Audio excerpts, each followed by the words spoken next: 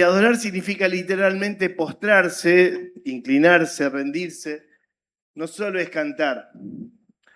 Es una postura de amor y de humildad absoluta delante de Dios, una disposición del corazón. Adorar es un amor inmenso, pero que se refleja en obediencia. No tiene que ver con cantar, hermano, adorar a Dios, sino en ser obedientes, en ser obedientes. Ahora empezamos, Claudio. Si no hay lágrima, no hay prédica. Dice en Génesis, la primera vez que aparece la palabra adoración, a mí me encanta hacer preguntas, ¿viste? Yo te diría, ¿dónde aparece la palabra adoración por primera vez? A veces algunos saben, pero no pregunto para que se equivoquen y yo decirle, no, es en tal lado, así todo canchero. No.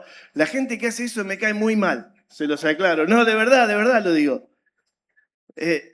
¿Alguno sabe dónde aparece la palabra adoración por primera vez? En Génesis 22:5 dice, entonces dijo Abraham a sus siervos, esperen acá con el asno y yo y el muchacho iremos hasta ahí y adoraremos.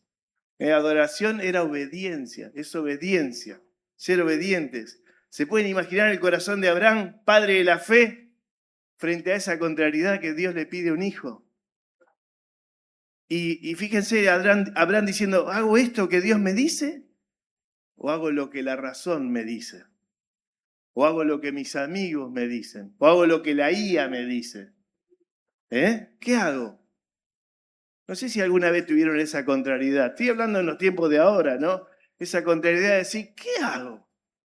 ¿Obedezco a Dios y quedo en ridículo frente a mis compañeros de la escuela, de la facultad? Si te pasan estas cosas, créeme que a mí me pasa igual. Pero me gusta leer la Biblia y entender la Biblia desde Génesis hasta Apocalipsis, atravesada por Jesús. Y Jesús es el mayor ejemplo de adoración. Jesús dijo, el que me ama, ¿qué? Guardará mi palabra. El que me ama, guardará mi palabra. Obediencia, adorar, obediencia.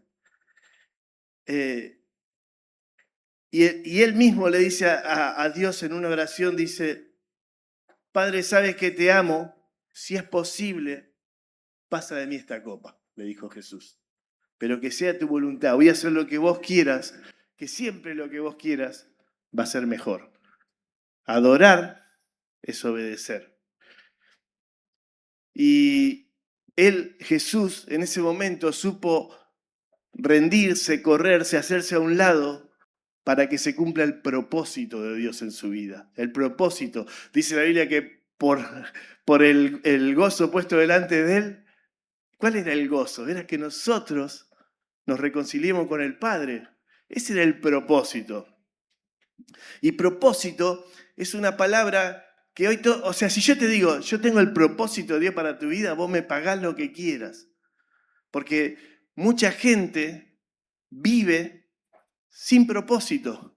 Me acuerdo en un libro, decía un predicador que había estado pensando mucho sobre el propósito y había ido a un velorio y ve la tumba de un bebé, ¿viste? Que vos ves las fechas de nacimiento y dice, padre, este se murió sin poder cumplir tu propósito. Y Dios le dice, no, peor el otro que vivió toda una vida sin cumplir el propósito. Entonces, el propósito dentro de nuestras vidas es algo muy importante y yo quiero ayudarlos en estos pocos minutos a encontrar eso. Vamos a orar un segundo y deja que el Espíritu de Dios trabaje en tu corazón. Mira, lo que tenga el Pela para decir no tiene sentido, pero yo sé que el Espíritu Santo va a trabajar en tu vida. Señor, ayúdanos a entender tu palabra, Padre, en el nombre de Jesús, Señor. Ayúdanos a que tu palabra entre a nuestro corazón y transforme nuestras vidas, Padre, en el nombre de Jesús. Y si no hay lágrima, Claudio. Pero primero déjame que te cuente algo. No sé si Claudio les contó que yo fui la persona más santa de la tierra. ¿Quién se rió? No, lo dije de verdad, aunque no lo crean, lo dije de verdad. Cuando yo salí del agua, cuando me bauticé, en ese mismo momento, fui el más santo de la tierra. Pero bueno, después al primer paso, el primer pensamiento, ya perdí mi título. Pero bueno, déjeme disfrutar de eso. Porque eso que causa gracia, en cierto modo, 1000 veces me encontró llorando y diciéndole a Dios, Señor, ¿por qué no me llevaste ahí?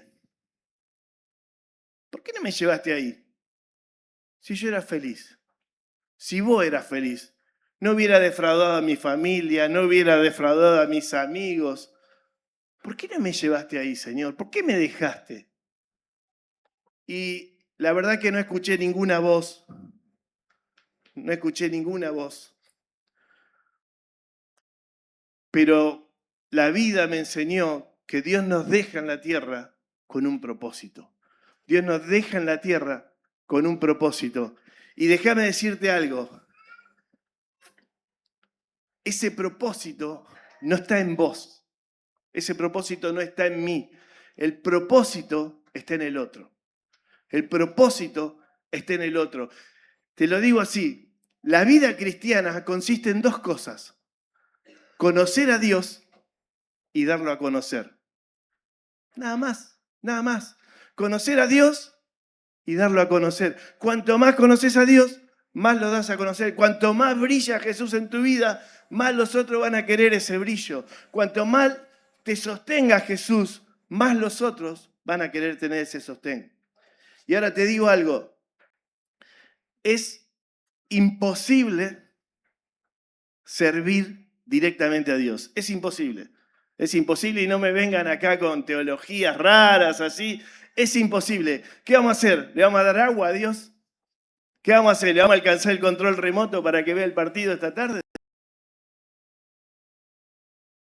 A Dios. Y déjame que te lea una historia que dijo Jesús, que contó Jesús, para que se te aclare la cabeza. En Mateo 25, capítulo 35 al 40, dice Jesús, porque tuve hambre y me diste de comer, tuve sed y me diste de beber, fui forastero y me recogiste, estuve desnudo y me cubriste, enfermo y me visitaste, en la cárcel y viniste a mí.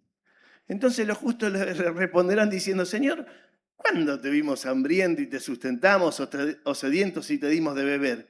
¿Y cuándo te vimos forastero y te recogimos o desnudo y te cubrimos? ¿O cuándo te vimos enfermo o en la cárcel y vinimos a ti? Respondiendo el rey le dirá, de cierto te digo, que cuanto le hiciste a estos, uno de mis hermanos más pequeños, a mí me lo hiciste. Y ahí vamos entendiendo el propósito. La única manera de servir a Dios es a través de otros, de nuestros hermanos más pequeños, de nuestros hermanos más pequeños. Todo aquello que hemos recibido de parte de Dios, su reconciliación, su perdón, su amor, no solo es para nosotros, es para los otros, es para los otros, es para los otros. Nuestros talentos, nuestros dones, nuestras capacidades son para ayudar a otros, a uno de mis hermanos más pequeños. Nuestra vida cristiana se potencia en el otro. No tiene sentido cantar, gritar, llorar en supuesta adoración si no dejamos de mirarnos el ombligo y empezamos a servir a otros. ¿Se entiende? ¿Quieren que lo repite? No tiene sentido cantar, llorar, desparramarse acá llorando si no dejamos de mirarnos el ombligo y empezamos a servir a otros, a otros. Dice, voy a hacer un pequeño paréntesis, pero dice que Jesús, aquel verbo fue hecho carne y habitó entre nosotros y vimos su gloria como la del unigénito, lleno de gracia y de verdad. Jesús vino, esta expresión habitó entre nosotros, no soy griego ni estudié griego ni nada de eso, pero la expresión es, se mudó a nuestro barrio. Es Jesús acá, en el barrio. Es buenísimo. Lo vimos caminando, vimos su gloria. Y esa gloria traducida es doxa. Doxa que significa, no es la gloria que te sacude así, no. Doxa transforma vidas. La gloria de Dios que transforma vidas. ¿Amás a Jesús? ¿Querés adorarlo? Obedecés su palabra. ¿Te gustaría que Jesús esté, esto es una pregunta buena, ¿te gustaría que Jesús esté al lado tuyo todos los días de tu vida? Hay una condición, porque siempre Jesús, antes de la promesa, pone una condición. Dice, por lo tanto, id, dijo Jesús, y haced discípulos a todas las naciones, bautizándolos en el nombre del Padre, del Hijo y del Espíritu Santo, y enseñándoles que guarden todas las cosas que les he mandado. Y he aquí, yo estoy con vosotros todos los días hasta el fin del mundo. La condición, la promesa, Él estará con nosotros. Ahora, la condición, vayan y hagan discípulos. ¿Y a quién vamos a hacer discípulos? A esto, uno de nuestros hermanos más pequeños. Hacer discípulos, y esto que les quede claro, hermanos, nosotros tocamos hace casi 40 años, estábamos sacando cuenta que predicamos el Evangelio fuera de las cuatro paredes de la iglesia, predicamos el Evangelio, pero eso no es hacer discípulos, eso es predicar el Evangelio. Y está muy bien, y hay que hacerlo porque así la gente entiende que necesita a Jesús para salvación, pero hacer un discípulo es ayudar a otro a parecerse a Jesús, a que Jesús viva en él. Hacer un discípulo está muy ligado al tiempo, a la dedicación a la persona. Está muy ligado a tu vida. No, o sea, yo no veo, no sé, Claudio, si pasa acá, pero Jesús, viene Pedro y le dice, maestro, vinieron a cobrarme los impuestos. Y Jesús le dice, bueno, anda a pescar y sacá del pescado. O sea, yo no sé si pasa acá que está predicando Claudio el domingo y dice, pastor, me vinieron a cobrar los impuestos. O tengo una deuda en el banco que no puedo pagar. O sea, esas cosas se hablan en lo secreto y esas cosas se habla con un discípulo, con un discípulo, con un discípulo. Te aseguro que cuando al menos con los rescates, Dios no nos va a preguntar cuántos títulos tenemos, cuántos seguidores en Instagram tenemos. Creo que Él me va a preguntar, Marce, ¿quiénes son tus discípulos? ¿Quiénes son tus discípulos? ¿A quién les dedicaste tu vida para que conozcan a Cristo, para que Cristo se... Marce, ¿quiénes son tus discípulos? Y repito, no es predicar el Evangelio. Hacer un discípulo es tiempo, es comprensión, es compañía. Cuando Jesús resucitó y antes de irse le dice, Pedro, ¿me amas? Apacienta mis corderos. Después, Pedro, ¿me amas? Pastorea mis ovejas. Ceci, ¿me amas? Pastorea a uno de mis discípulos, a uno de mis hermanos más pequeños. Francisco, ¿me amas? Pastorea, discipulá, discipulá. El amor, empezamos hablando de la adoración, que adorar es amar, ser obediente. Queremos ser obedientes, queremos amar a Jesús, queremos demostrar que lo amamos. Discipulemos, hermanos. Juguémonos la vida por otros, no 30, no, o sea, si ustedes miran, fíjense, Jesús le manda a los 70. Cuando envía a los 70, no eran 70 piringundines, eran grosos, echaban fuera demonios, sanaban enfermos. Los 70 eran grosos, los 70. Pero después Jesús andaba con 12. Y en los momentos críticos, 3. 3. En la transfiguración eran 3. En el monte Getsemaní eran 3. Los mismos. O sea, Jesús abarcaba a un montón de personas. Cuando ascendió había 500. Pero después se relacionaba con 70. Después se súper relacionaba con 12. Y después tenía una intimidad con 3. Discípulos, discípulos, discípulos, hermano. Ahora, si yo termino la prédica acá, no me gusta decir prédica, pero bueno, siento que compartimos, lo termino acá, les aseguro que es como si yo les dijera, bueno, hermanos, vayan y hagan discípulos. Y les aseguro que es como que está a la mitad nomás, porque no está todo claro. Y fíjense esto. Dice en 1 Pedro 3:15, estad siempre preparados para presentar defensa con mansedumbre y reverencia ante todo el que demande razón de la esperanza que hay en vosotros. Ahora, ¿quién se para y me dice, cuál es la esperanza, cuál es la fe que vos tenés? ¿Cuál es la fe que vos tenés? Porque te aseguro que el que juega un numerito dice, hoy vi el 374, lo vi en tres autos, en tres patentes. ¿Me entendés? Entonces va y apuesta a ese número, pero porque tiene fe. Tiene fe el tipo que se cree que... Entonces, ¿cuál es tu fe? Y te voy a dar una mano. No quiero que me responda, porque cuando te diga, sí, sí, pero es así. La fe del cristiano es esta.